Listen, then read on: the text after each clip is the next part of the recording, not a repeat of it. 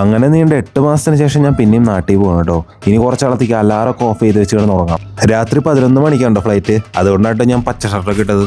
ഞാൻ ഒറ്റയ്ക്കല്ല കേട്ടോ പോകുന്നത്, എൻ്റെ കൂടെ എൻ്റെ ബെസ്റ്റ് ഫ്രണ്ടും കൂടെ ഉണ്ട്. ഇപ്രാവശ്യം നാട്ടിലേക്ക് പോകുമ്പോൾ ഒരുപാട് പ്രത്യേകതകളുണ്ട്. അതിലേറ്റവും വലിയ പ്രത്യേകത എന്ന് വെച്ച് കഴിഞ്ഞാൽ ഇവൻ്റെ കല്യാണമാണ് കേട്ടോ.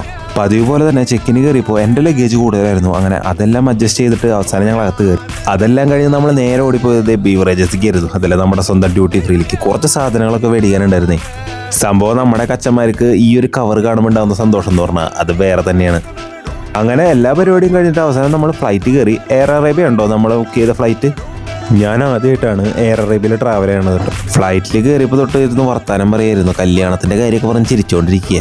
ഫ്ലൈറ്റിൽ നിന്ന് ഫുഡൊക്കെ ഓർഡർ ചെയ്തിട്ടുണ്ടെങ്കിലും അതിൻ്റെ ഇടയിൽ കുറച്ച് ചിപ്സ് പുറത്തുനിന്ന് വാങ്ങിച്ച് കഴിച്ച് തുടങ്ങി കേട്ടോ. സംഭവം അവിടം വരെ എത്താൻ വേണ്ടിയിട്ട് എന്തെങ്കിലുമൊക്കെ ഒരു ടൈം പാസ് വേണ്ടേ. അരമണിക്കൂർ ഫ്ലൈറ്റ് ലേറ്റ് ആയെങ്കിലും കറക്റ്റ് സമയത്ത് തന്നെ സംഭവം ലാൻഡ് ചെയ്തു കേട്ടോ. അങ്ങനെ ലഗേജ് എല്ലാം എടുത്ത് നമ്മൾ പുറത്തിറങ്ങിയതായത്. അപ്പോഴേക്കും നമ്മുടെ ഫ്രണ്ട്സ് എല്ലാവരും വന്നിട്ടുണ്ടായിരുന്നു. അങ്ങനെ നമ്മൾ എല്ലാ പരിപാടിയും കഴിഞ്ഞിട്ട് ഇപ്പോൾ വീട്ടിലേക്ക് പോയിക്കൊണ്ടിരിക്കുകയാണ്. ബാക്കി കാര്യങ്ങളൊക്കെ ഞാൻ പിന്നീട് പറയാം കേട്ടോ.